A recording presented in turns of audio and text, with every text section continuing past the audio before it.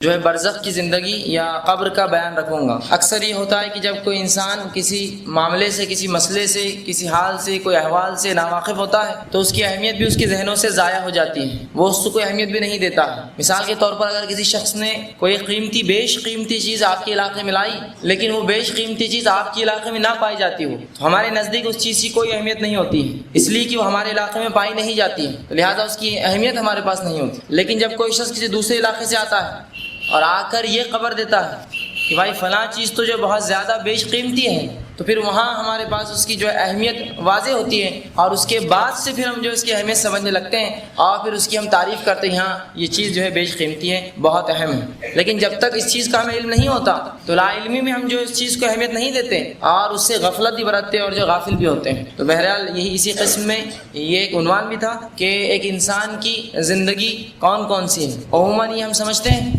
کہ انسان دنیا میں جیا اور جینے کے بعد مر گیا، بس یہی اس کی زندگی ہے اور اس کے بعد کچھ نہ ہوگا، بلکہ جس چیز پر ہمارا عقیدہ، ہمارا ایمان ہے وہ یہ ہے کہ ایک انسان اس دنیا میں آیا ہے، ایک زندگی ہے، اس زندگی کے بعد اسے ایک موت ہے، اور اس موت کے بعد پھر ایک زندگی ہے، جس کو اللہ سبحانہ وتعالی قرآن میں کہا دو موت دو زندگی، کہ تم پہلے مردہ تھے، کنتم امواتا فاحیاکم، تمہیں ہم نے زندہ کیا، ثم یمیتکم، اور جو اس کے بعد پھر تمہیں ماریں گے، ثم یحییکم، اور تمہیں پھر زندہ کریں گے، اور تمہیں لوٹ کر ہمارے ہی اور آنا ہے، ہماری ہی طرف آنا ہے۔ تو اس آیت سے جو بات پتہ چلی وہ کیا ہے کہ ہمارے زندگی کے چند مرحلے ہیں۔ ایک موت کا مرحلہ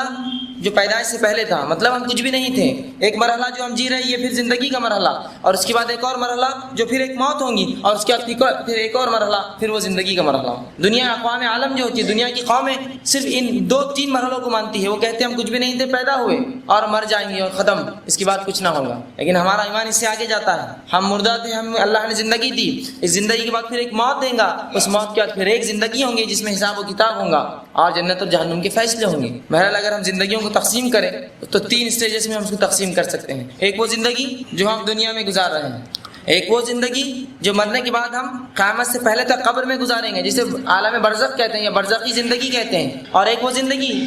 جو برزخ کے بعد آخرت والی زندگی ہوں گی۔ تو زندگیوں کے مرحلے تین ہیں، اور یاد رکھیے اسلام کا معاملہ عجیب ہے۔ اسلام میں ہر موت کے بعد ایک زندگی شروع ہو جاتی ہے، ہر موت ایک زندگی کو جنم دیتی ہے، کہ ہم مردہ تھے، زندگی کو جنم دیا، اس کے بعد پھر مریں گے، پھر ایک زندگی ہوں گی، ختم نہیں ہوں گے۔ تو ہر موت آپ دیکھ رہے ایک زندگی کو جنم دیتی ہے، ایک زندگی کو اس کے بعد لاتی ہے۔ تو اسی طرح ایک دنیا کی زندگی، اگر زندگیوں کو بانٹیں ہم تو دنیا کی ایک زندگی ہے، اس کے بعد بیچ میں موت کا مرحلہ ہے، پھر برزخ کی ایک زندگی ہے، اس کے بعد پھر ایک اٹھنے کا مرحلہ ہے، پھر حیات ہے، اور اس کے بعد پھر ایک زندگی ہے جو آخرت کی ہے، چاہے پھر ہم وہ جنت میں چاہے جہنم میں، ہمارے اعمال کے حساب سے، اللہ کے رحم و کرم کے حساب سے ہم جہاں بھی جائیں گے اس کے حساب سے معاملات چلیں گے۔ تو زندگیوں کو اگر تقسیم کریں تو تین حصوں میں تقسیم ہوتی ہے، دنیا کی زندگی، برزخ کی زندگی سے قبر کی زندگی کہتے ہیں عام زبان میں، اور تیسرا مرحلہ آخرت کی زندگی، موت کے بعد کی زندگی۔ تو آج جس جو مرحلے کی بات میں آپ کے سامنے رکھوں گا وہی زندگی کے تعلق سے ہوں گی جو اس دنیا کے بعد، اس دنیا کی زندگی کی بات شروع ہوتی ہے، جس سے ہم نے بہت زیادہ غفلت برت لی، جبکہ اللہ کی کتاب اور اس کے رسول صلی اللہ علیہ وسلم کی حدیث نے اس زندگی کے تعلق سے اتنا کچھ ہمیں بتایا کہ ایک شخص اگر اسی کو سمجھنے لگے اور اسی کو جان لے تو یاد رکھیے اس کی زندگی تبدیل ہو جائے گی۔ رسول اللہ صلی اللہ علیہ وسلم کی زندگی کا واقعہ ہے، آپ اسی زندگی کی اہمیت بتاتے ہیں، اور ایک جگہ آپ صلی اللہ علیہ وسلم ایک قبر کے پاس بیٹھے ہیں، اور قبر کے پاس بیٹھے بیٹھے آپ صلی اللہ علیہ وسلم جو ہے یہ الفاظ اپنے جو ہے زبان مبارک سے نکالتے ہیں، اور آپ یہ حدیث فرماتے رسول اللہ صلی اللہ علیہ وسلم قبر کے پاس بیٹھے تھے، قبر کھودی جا رہی تھی اور آپ صلی اللہ علیہ وسلم رو رہے تھے اور مٹی نیچے کی تر ہو گئی تھی آپ کے آنسوں سے۔ اس کے بعد اللہ کے رسول صلی اللہ علیہ وسلم نے صحابہ سے کہا، ابن ماجہ نے اس کو روایت کیا، آپ نے فرمایا یا اخوانی لمثل ھذا فعدوا، کیا ہے میرے بھائیوں اس جیسی جگہ یعنی قبر کے لیے تیاری کر لو۔ رسول اللہ صلی اللہ علیہ وسلم نے آغا کیا اس امت کو، اور اس مقام پر بیٹھ کر جب کہ ایک شخص کو دفنایا جا رہا تھا آپ صلی اللہ علیہ وسلم رو رہے تھے، اور اس کے بعد یہ کہا اے میرے بھائیوں اس جیسی زندگی سے، اس حالات سے ڈرو، اس قبر کے حالات سے خوف کھاؤ، اس لیے کہ اس کے بعد کی زندگی بہت زیادہ سخت، حتیٰ کہ رسول اللہ صلی اللہ علیہ وسلم فرماتے ہیں قبر کے جو حالات ہیں وہ دنیا سے لے کے دجال مطلب دنیا کے ختم ہونے تک اس سے بھی زیادہ شدید قبر کے فتنے ہوں گے، حتیٰ کہ آپ نے فرمایا تم دجال سے جتنا نہیں آزمائے جاؤ گے اس سے زیادہ فتنے میں تم قبر میں ملوث کیے جاؤ گے۔ اور اسی لیے آپ صلی اللہ علیہ وسلم نے اس حدیث میں ڈرایا اور کہا اے میرے بھائیوں اس جیسی چیز سے ڈرو، اس جیسی چیز کے لیے تیاری کر لو۔ اور اسی لیے آپ صلی اللہ علیہ وسلم نے حدیث میں فرمایا کہ عقل مند کون ہے، صحابہ سے پوچھا تو صحابہ نے کہا اللہ اس کے رسول بہتر جانتے ہیں عقل مند کون ہے، تو آپ صلی اللہ علیہ وسلم نے کہا عقل مند وہ ہے جو موت سے پہلے اس کی تیاری کر لے، اس لیے کہ جب موت آ جاتی ہے تو عقلیں تو سب کی ٹھکانے آ جاتی ہے جب، لیکن وہ عقل ٹھکانے آنا کوئی فائدہ نہیں دیتی ہے، جس کے تعلق سے اللہ سبحانہ وتعالی سورہ مومنون سورہ نمبر 23 اس کی آیت نمبر جو ہے 99 اور 100 میں اللہ سبحانہ وتعالی فرمایا، جو آیت میں نے آپ کے سامنے خطبے میں تلاوت کی، حتی اذا جاء احدهم الموت قال رب ارجعوا لعلی اعمل صالحا فیما ترکت۔ کتنی زبردست بات اللہ نے ہمیں اس دنیا میں قرآن کے ذریعے بتا دی۔ اگر اس ایک بات کو ہم نے سمجھ لیا تو ہماری زندگی بدلنے کے لیے کافی ہے۔ اور یہ بات کب کی ہے؟ جب انسان کی روح نکالی جاتی ہے تب کی بات کہی جا رہی ہے۔ بڑی اہمیت رکھتی ہے بات اپنے آپ۔ موت کا مرحلہ ہے، ابھی پوری جان نہیں نکلی اس کی، اور فرشتے آ گئے اور اس نے سب کچھ دیکھ لیا، اس کے بعد یہ الفاظ ادا کرتا ہے۔ اور دیکھتے وقت اللہ کے رسول اللہ سبحانہ تعالیٰ قرآن میں موت کے تعلق سے فرماتا ہے، وجاء سکرۃ الموت بالحق، کہ موت کی سختیاں حق کو لے کر آ پہنچی۔ موت کی سختیاں حق کو لے کر آ پہنچی، مطلب ایک انسان موت کی حالت میں بہت سخت حالت ہے اور حق واضح ہے، فرشتے دیکھ چکا۔ اب جب فرشتوں کو دیکھ لیتا ہے اور موت اس کے قریب ہے، اب بچنے کا کوئی امید نہ رہی، تو تب جو ہے بندہ ایک ریکویسٹ، ایک التجا اپنے رب سے کرتا ہے۔ اس التجا کو اللہ سبحانہ تعالیٰ نے قرآن میں بیان کر دی تاکہ مومنین کم از کم وہ التجا نہ کرے، وہ نہ کرے، اس لیے کہ وہ قبول نہیں ہوتی وہ التجا، سمجھا؟ جب سزا جج دے دیتا ہے، سزا سنا دی جاتی ہے، اس کے بعد کوئی ریکویسٹ قبول نہیں کی جاتی، پھر پھانسی پہ چڑھا دیا جاتا یا باعزت بری کر دیا جاتا۔ تو یہی وہی مرحلہ ہے کہ موت کی اللہ سبحانہ فرماتا ہے کہ موت کی سختیاں جو حقیقتوں کو لے کر آ پہنچی ہیں۔ اب انسان چلا اٹھتا ہے اور کیا کہتا ہے، حتی اذا جاء احدهم الموت، اللہ فرماتا ہے جب ایک آدمی کے پاس اس کی موت قریب آ جاتی ہے، قال رب ارجعوا، وہ اللہ سے ریکویسٹ کرتا ہے، فرشتوں سے کہتا ہے اے فرشتوں مہلت کی اللہ سے درخواست کر، رب ارجعوا، تھوڑی دیر مجھے چھوڑ دو، رجوع کرنے دو، پلٹنے دو مجھے، کس لیے؟ لعلی اعمل صالحا فیما ترکت، تاکہ وہ نیک اعمال کر کے آؤں جو زندگی میں چھوڑتا رہا۔ یہ ریکویسٹ ہر انسان کرتا ہے، معلوم ہوتا ہے ہر انسان جو گناہگار، کافر، مشرک، بدعتی اور اسی طرح منافق رہا دنیا میں، یہ سب کرتے ہیں، مومن نہیں کرتا یہ بات، لیکن یہ سارے لوگ جو ہے اللہ کے فرشتوں کو وہ کہتے ہیں، التجا کرتے ہیں اور کہتے ہیں رب ارجعوا، قال رب ارجعوا، کہ تھوڑی سی مہلت دی جائے، کیوں؟ لعلی اعمل صالحا، تاکہ میں نیک کام کر لوں، فیما ترکت، جو چھوڑ کر آیا تھا۔ تو سمجھ گئی بات، اس آیت کیا سکھا رہی ہے ہم کو؟ یہ ہر گناہگار انسان، مشرک اور کافر اور منافق یہی التجا کریں گا، اے اللہ تھوڑا موقع دیا جائے، کس کام کے لیے؟ نیک کام کے لیے۔ پتہ کیا چلا کہ نیک کام کہاں ہوں گے؟ صرف اس دنیا میں۔ اگر مرنے کے بعد ہوتے تو فرشتہ یہ التجا نہ، جو ہے بندہ یہ التجا نہ کرتا اور کہتا اللہ ایک موقع دے پھر خبر کی زندگی میں تاکہ نیکی کر لوں، لیکن کیا کہہ رہا ہے؟ مجھے پلٹنے دیا جائے دنیا کی زندگی میں تاکہ وہ کام کرے گا جو چھوڑ چکا تھا۔ کلا، جواب ہے اللہ کا، ہرگز نہیں، انہ کلمۃ ہوا قائلها، یہ تو تیری ایک بات تھی جس کا تو قائل تھا، یہ تو تیرا کلام تھا جس کا تو دنیا میں قائل تھا۔ کتنا زبردست خاکہ کھینچا انسانی فطرت کا اللہ نے۔ نیکی کر لو، اگلے جمعے سے موقع دیا جائے، ہے نا؟ وہی بات تو اللہ کیا کہہ رہا ہے، یہ تو تیری ایک بات تھی، دنیا میں یہی کہتا تھا تو، اگلا رمضان، اگلا مہینہ، اگلا دن، اگلی نماز، اگلے ہفتے سے اور فلاں اور فلاں، تو اللہ کہیں گے یہ تو ایک بات ہے نیکی کے تعلق سے، جب بھی دنیا میں تجھے کہا گیا تو یہی کہتا تھا، ایک موقع دیا جائے اور ایک موقع، اگلی بار سے نہیں، اگلی بار اور موقع دیا جائے۔ تو اللہ کلا انہ کلمۃ ہوا قائلها، ہرگز نہیں ہوگا، یہ تو تیری ایک بات ہے جو تو ہمیشہ بولتا ہے، اس سے قائل ہو چکا تو۔ ومن ورائہم برزخ الی یوم یبعثون، اور اللہ نے کہا ان کے اور دنیا کے بیچ میں ایک آڑ ہے، ایک برزخ ہے، دوبارہ پھر اٹھائے جانے تک۔ مطلب اب کوئی واپس نہیں آ سکتا، موت کی جانکنی میں پھنس گیا، اب اس کی موت ہے صرف، اس کے بعد کوئی ریٹرن نہیں، کوئی نیکی نہیں، کوئی برا نہیں، نام اعمال بند ہو گئے اس کے، اب قیامت کے روز وہ کھولے جائیں گے۔ بس ہر شخص جو گناہگار ہے اللہ سبحانہ تعالیٰ سے یہی التجا کرتا ہے، قال رب ارجعوا، اے اللہ ایک موقع دے دے مجھے تاکہ میں رجوع کر لوں اپنے گناہوں سے، لعلی اعمل صالحا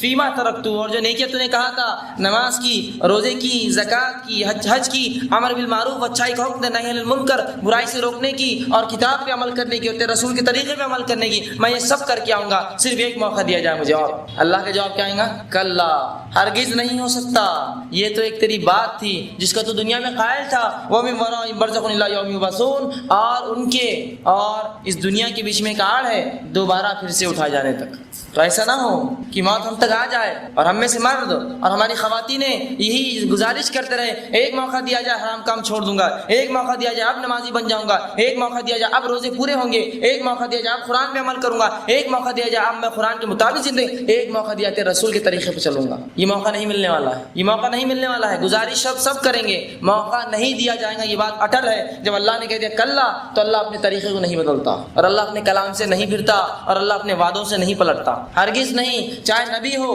چاہے ولی ہو، چاہے شہداء ہو، چاہے صدیقین ہو، اس امت کا کوئی بھی شخص ہو یا کوئی بھی انسان ہو، کسی کو پلٹنے کا موقع نہیں دیا جاتا، اور ایک آڑ ان کے بیچ ڈال دی جاتی ہے دوبارہ پھر اٹھائے جانے تک۔ اور اللہ سبحانہ تعالیٰ نے ایک شخص کی موت کا، جو گنہگار ہے، جو کافر ہے، جو منافق ہے، اس کا خاکہ کھینچا ہے قرآن کے اندر، جگہ جگہ کھینچا ہے۔ صرف ایک آیت آپ کے سامنے میں رکھتا ہوں جس میں اللہ سبحانہ تعالیٰ نے سورہ قیامہ سورہ نمبر 75 اس کی آیت نمبر 26 سے لے کر 29 میں ایک تذکرہ کیا، اور اللہ سبحانہ تعالیٰ فرماتا ہے اللہ فرماتا ہے اس آیت کے اندر کلا اذا بلغت التراقی وقیل من راق وظن انہ الفراق وتفت الساق بالساق۔ اب اللہ سبحانہ تعالیٰ فرماتا ہے کہ اب دنیا سے جدائی کا وقت آ گیا۔ ایک انسان جب مرتا ہے تو اللہ فرماتا ہے کہ اس کی اب دنیا سے جدائی کا وقت آ گیا ہے۔ اس وقت پنڈلی سے پنڈلی جو انسان ساتھ ملا کر جو اپنے رگڑتا ہے، مطلب جب موت کا وقت آ گیا تو اس کی بہت زیادہ جو ہے سختیاں ہیں کہ ایک انسان اس کی جو تکلیف میں تڑپتا ہے۔ اسی طرح اللہ سبحانہ تعالیٰ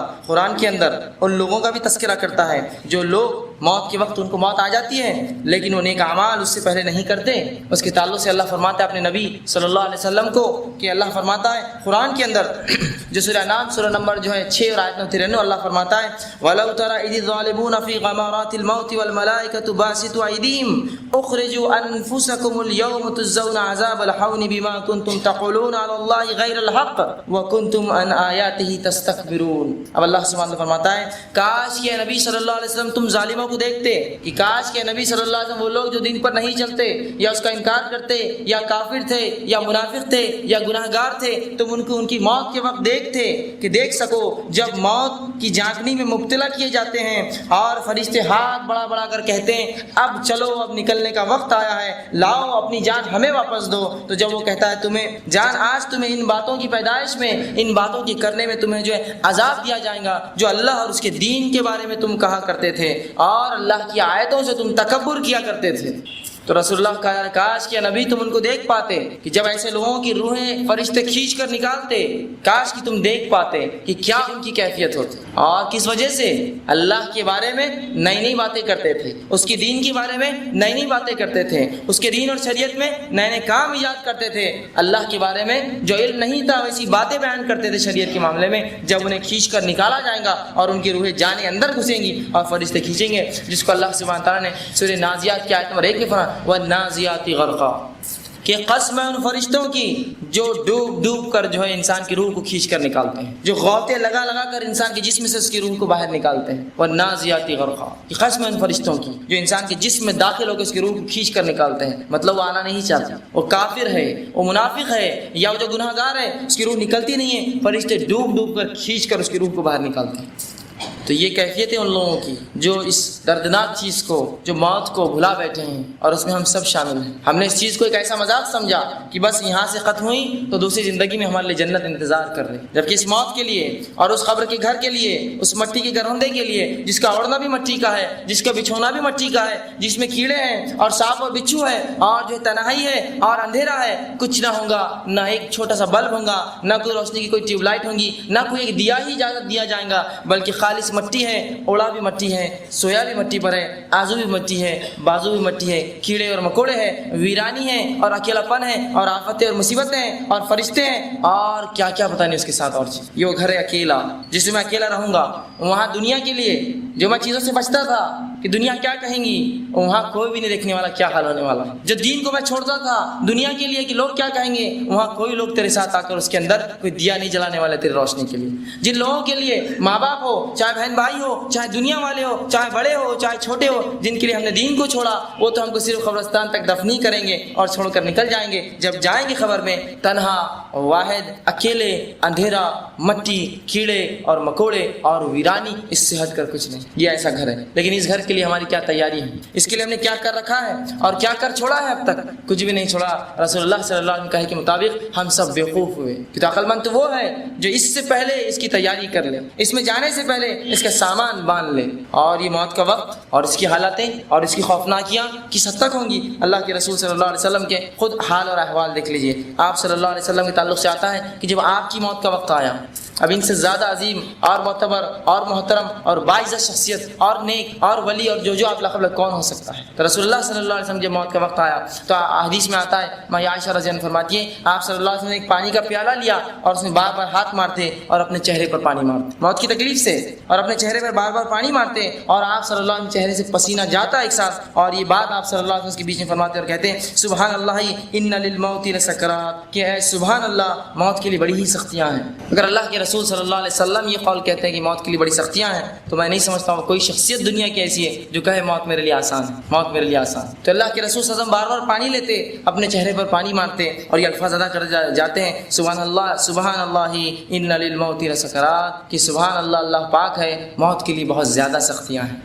یہ بہت زیادہ سخت چیز ہے۔ اسی طرح آپ صلی اللہ علیہ وسلم پر جب موت آئی تو ماں عائشہ رضی اللہ عنہا فرماتی اس کے بعد کسی کی موت سن کر یا کسی کی موت دیکھ کر مجھے کبھی غم نہ ہوا، کہ رسول کی موت جب میں نے دیکھی اور جو سختیاں اور جو تکلیفیں دیکھی، اس کے بعد کسی کی موت پر مجھے کبھی زندگی میں غم نہ ہوا۔ غم سے مراد وہ تکلیف نہ ہوئی جو رسول کی ایک بار دیکھنے سے میری تکلیف ختم ہو گئی وہ چیز۔ اسی طرح جو ہے اللہ کے رسول صلی اللہ علیہ وسلم کی موت کی تکلیف تھی کہ آخر وقت میں آپ کی زبان میں لکونت آ گئی تھی، سمجھتے لکونت، بات نہیں کر پاتے آپ برابر، اٹک اٹک کر بات کرتے۔ تو جب یہ نبی اکرم صلی اللہ علیہ وسلم کا حال ہے تو ہم جیسے لوگ جنہوں نے نہ اعمال کیے نہ ہمارے کچھ احوال ہے نہ جو اللہ نے کوئی ہمیں سند دی کہ تم ایسی جنت میں جاؤ گے، ہم لوگ کیا کریں گے اللہ کے سامنے، کیا جواب دیں گے؟ جس شخصیت کے تعلق سے عقیدہ ہے جو معصوم ہے عن الخطا ہے، جس سے خطا نہیں ہوتی ہے، وہ شخصیت کے ساتھ یہ سلوک اور یہ تکلیف، تو ہم اور آپ اپنا صرف ٹھکانہ نہیں سمجھ سکتے کیا ہوگا، اور تکلیفوں کا معاملہ ہی صرف سوچ سکتے اور صرف تصور کر سکتے۔ اسی طرح جو ہے حضرت عمر بن عاص رضی اللہ عنہ کے تعلق سے آتا ہے جو فاتح مصر تھے، آپ ایک بات کہا کرتے کہ تعجب ہے مجھے ان لوگوں پر کہ جن کو موت آتی ہے لیکن وہ موت کے بارے میں کچھ بتاتے نہیں ہیں۔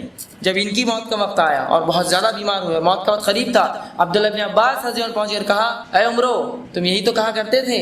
کہ ان لوگوں پہ تعجب ہے کہ موت کا وقت آتا ہے اور وہ کہتے نہیں موت کیسی ہے، کیا حال ہے ان کے ساتھ؟ تو کہا اب میں تمہیں اپنا وعدہ اپنا قول یاد دلانے آیا ہوں، اب تمہاری موت کا وقت ہے، کیسا لگتا ہے تم، کیا لگتا ہے تمہیں اس تعلق سے؟ تو عمر بن عاص رضی اللہ عنہ فاتح مصر صحابی رسول، یہ دیکھیے کیا کہتے ہیں، وہ کہتے ہیں کیا کہ وہ کہتے ہیں موت کے تعلق سے کہ ایسا لگتا ہے، عمر بن عاص رضی اللہ عنہ کہتے ہیں ایسا لگتا ہے کہ انہوں نے پہلے تو ٹھنڈی سانس لی اور کہنے لگے ایسا لگتا ہے کہ جیسے آسمان زمین پر ٹوٹ پڑا ہے۔ جو تکلیف مجھے ہے اس طرح سے ہے موت کی کہ جیسے آسمان زمین پر ٹوٹ پڑا ہے اور میں دونوں کے درمیان پس رہا ہوں، آسمان کی ساری چیز زمین پر گر رہی ہیں اور میں اس کے بیچ میں پس رہا ہوں، ایسی تکلیفیں ہیں۔ اور آگے کہتے ہیں اور ایسا لگتا ہے جیسے میرے پیٹ کے اندر جو ہے کھجور کے کانٹے ڈال دیے گئے ہیں، اور مجھے جب میں سانس لیتا ہوں تو ایسا لگتا ہے کہ میری سانس سوئی کے نالے اس کے سوراخ میں سے ناکے میں سے نکل کر آتی ہیں۔ یہ تکلیفیں ہیں ان کو موت کے۔ اسی طرح دوسرے ایک صحابی حضرت شداد بن اوس رضی اللہ عنہ وہ کہتے تھے اور یہ بات وہ ہمیشہ کہتے ہیں اور کہتے ہیں کہ موت کا جو وقت ہے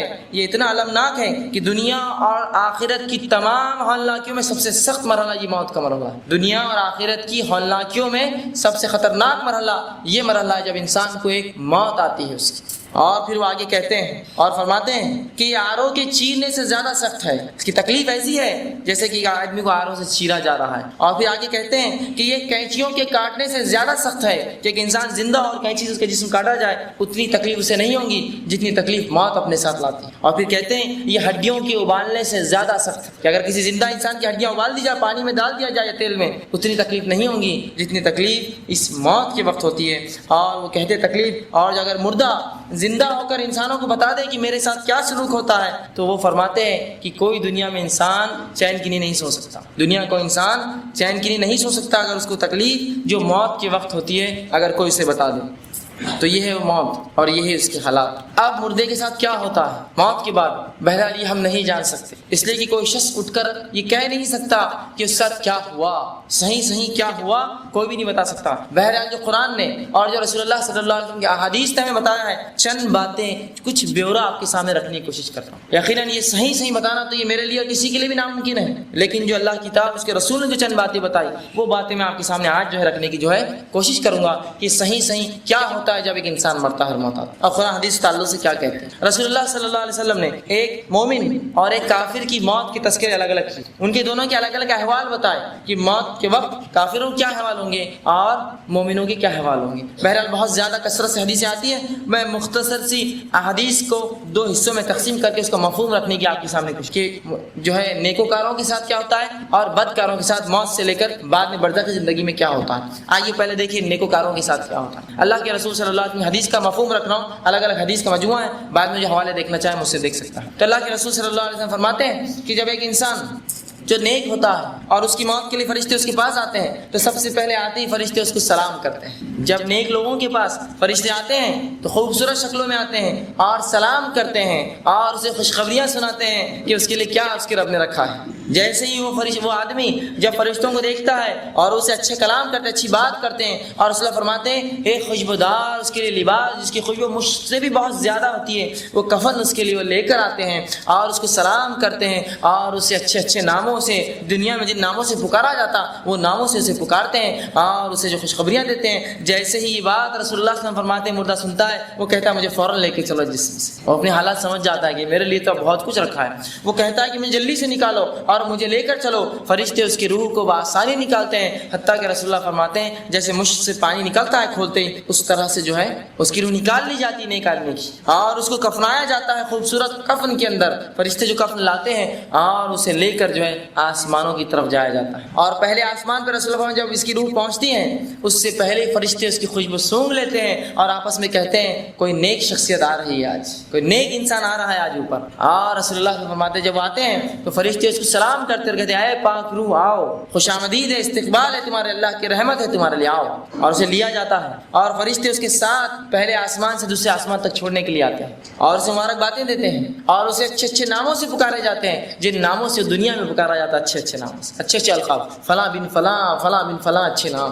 اور اس کے بعد جو ہے اس شخص کی روح اوپر لے جائی جاتی ہے، پھر اللہ سبحانہ تعالیٰ حکم ہوتا ہے اس کا نام جو ہے علیین میں لکھ دو، نیکوکاروں کے رجسٹر میں، نیکوکاروں کی لسٹ میں اس کا نام ڈال دو، یا نیک لوگوں کے حصے میں اس کا بھی حصہ دے دو۔ علیین میں اس کا نام لکھ دیا جاتا ہے، اللہ حکم دیتا ہے اسے واپس بھیج دو، اس لیے کہ میں نے اسے اسی سے پیدا کیا تھا اور میں واپس اس کو اسی سے اٹھاؤں گا، مطلب مٹی سے، اور اس پاک روح کو لا کر واپس قبر میں ڈال دیا جاتا ہے، اس کی روح کو واپس چھوڑ دیا جاتا ہے۔ اور آپ صلی اللہ علیہ وسلم فرماتے ہیں جب اس کی روح چھوڑ دی جاتی ہے قبر کے اندر تو پھر وہ مرحلہ آتا ہے جو سب سے خوفناک اور ہولناک مرحلہ ہے کہ منکر و نکیر دو فرشتے جو آ کر بات چیت کرتے ہیں انسان سے، وہ دو فرشتے داخل ہوتے ہیں اور اللہ کے رسول صلی اللہ علیہ وسلم فرماتے ہیں بہت زیادہ سخت انداز سے وہ داخل ہوتے ہیں اور بہت گدار ان کی جو آواز ہوتی ہے، اور جو ہے وہ ان کے احوال رسول اللہ احوال ایسے بتاتے ہیں کہ بہت زیادہ سیاہ ان کا چہرہ ہوگا اور بڑی بڑی جو ہے لال آنکھیں اور ان کے دانت جو کہ بیلوں کے سینگوں سے بڑے ہوں گے، وہ رسول اللہ فرماتے ہیں زمین کو چیرتے ہوئے کھاتے ہوئے خبر پھاڑ کر بیچ میں آئیں گے۔ تو ایک تو ایسی مخلوق جس کو ہمیں کبھی نہ دیکھا ہو،